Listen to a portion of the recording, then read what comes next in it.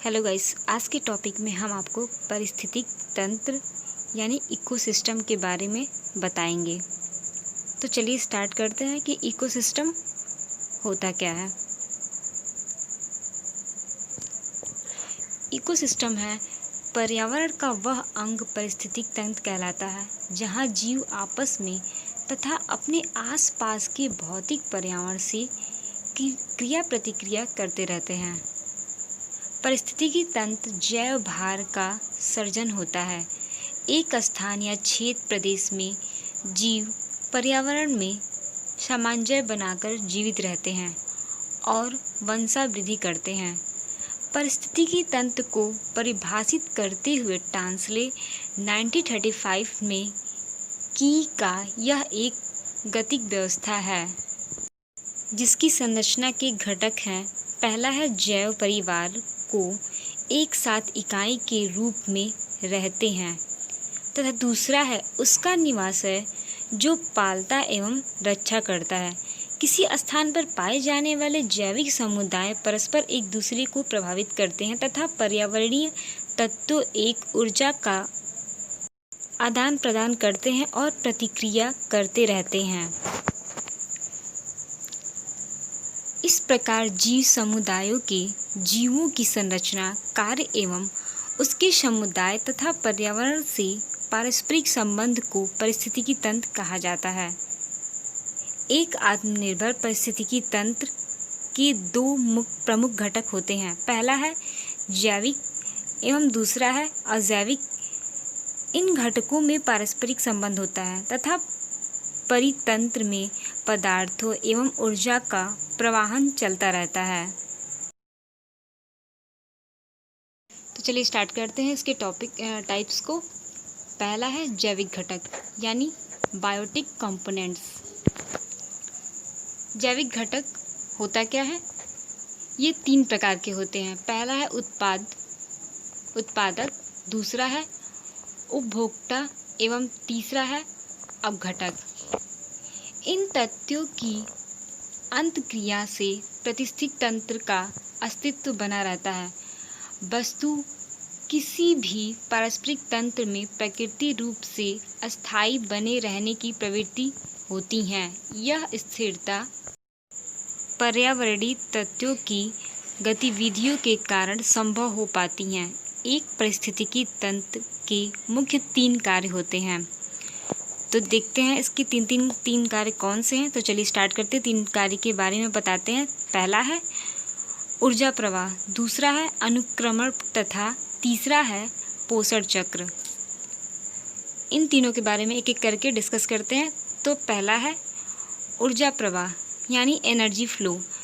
सूर्य से प्राप्त प्रकाश ऊर्जा को पादप प्रकाश संश्लेषण को क्रिया द्वारा रासायनिक ऊर्जा में परिवर्तित करते हैं तथा यही रासायनिक कर्जा खाद्य श्रृंखला में आगे बढ़ाता है और पादपों से प्राथमिक उपभोक्ता से द्वितीय उपभोक्ता तथा अंत में अपमार्जक जीवों तक पहुंचकर पुनः पर्यावरण में विलीन हो जाता है।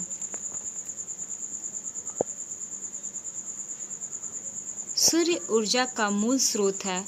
सूर्य से विकिरित ऊर्जा से धरातल गर्म हो जाता है और धरातल ताप ऊर्जा का उत्सर्जन करता है। ताप ऊर्जा की दिग तरंगों से वायुमंडल ताप युक्त हो जाता है। पौधे सौर ऊर्जा ग्रहण कर प्रकाश संश्लेषण करते हैं जिससे रासायनिक ऊर्जा का जन्म होता है। वायुमंडल तथा पृथ्वी संयुक्त रूप से ऊर्जा तंत्र का निर्माण करते हैं। ऊर्जा तंत्र पारिस्थितिकी को नियमित करता है। पौधे द्वारा अवशोषित प्रकाश ऊर्जा रासायनिक ऊर्जा में रूपांतरित होकर खाद्य पदार्थों में इकट्ठी होती हैं। अब देखते हैं दूसरा पारिस्थितिकी अनुक्रमण इकोलॉजिकल सक्सेशन। प्रकृति में जैव समुदायों से परस्पर प्रतियोगिता रहती हैं। ये जीव अपनी आवश्यकताओं की संपूर्ति हेतु संघर्ष करते रहते हैं। संघर्ष ही जीवों के विकास का आधारीय पक्ष है। संघर्ष करते हुए जीव अपनी वंश वृद्धि करते हैं। परंतु यह वंश वृद्धि एक स्तर पर स्थित हो जाती है। इसे किसी जीव के विकास की चरम अवस्था कहते हैं। किसी भी जीव की चरम अवस्था अनुक्रम द्वारा ही प्राप्त होती है। वस्तुतः प्रकृति एवं विविध जीव जातियों द्वारा सतत अवरोध उत्पन्न किए जाते हैं।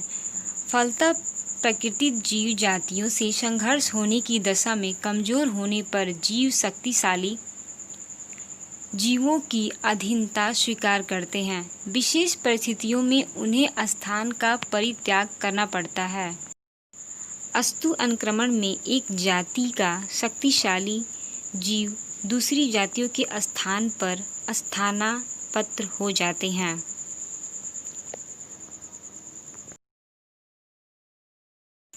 तीसरा है पोषण चक्र, न्यूट्रिएंट साइकिल। जीव के लिए भोजन आवश्यकता है।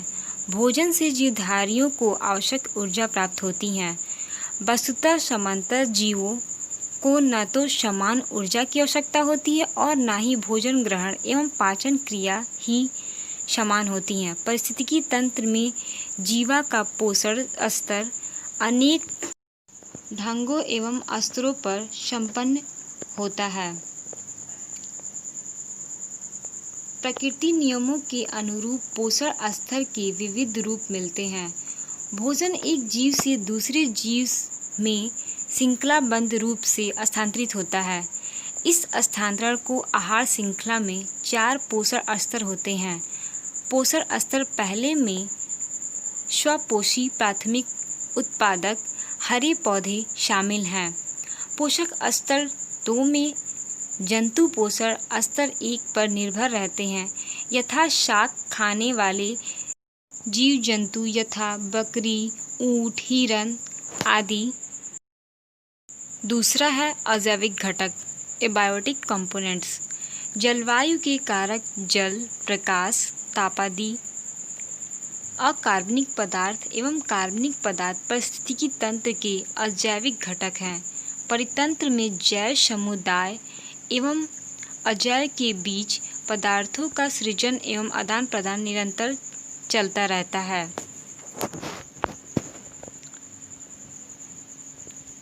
पारिस्थितिकी तंत्र की विशेषताएं, कैरेक्टरिस्टिक ऑफ इकोसिस्टम।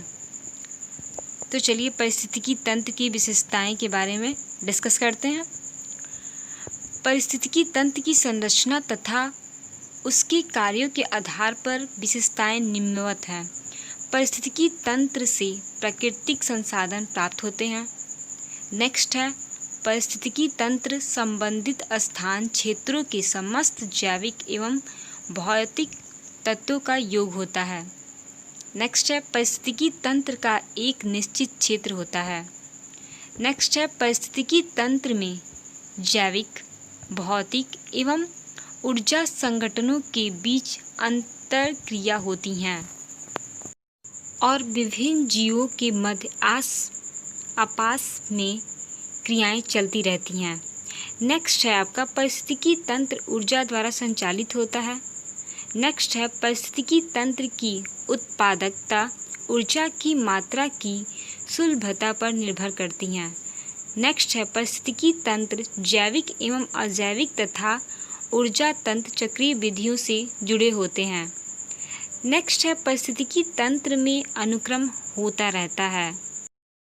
पारिस्थितिकी तंत्र में विभिन्न स्तरों एवं ढंगों से जीवों का पोषण संपन्न होता है। पारिस्थितिकी तंत्र का वर्गीकरण, क्लासिफिकेशन ऑफ इकोसिस्टम।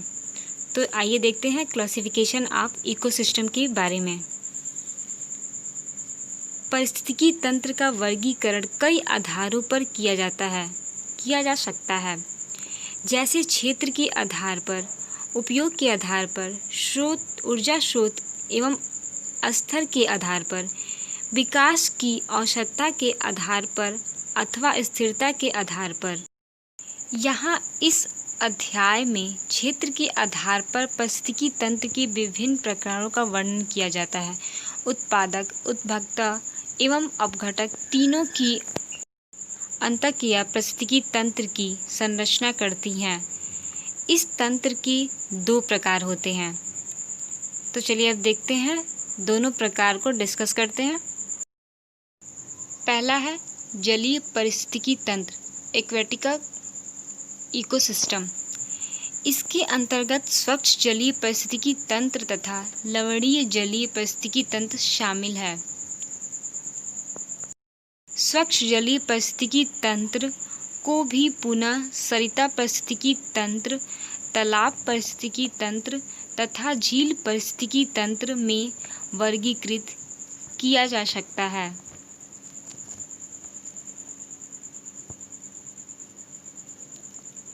दूसरा है स्थलीय पारिस्थितिकी तंत्र, लैंड इकोसिस्टम।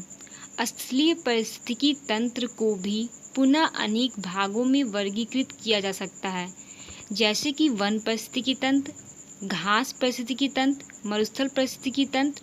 इन्हें पुनः उष्ण कटिबंधीय और शीतोष्ण कटिबंधीय में वर्गीकृत किया जा सकता है।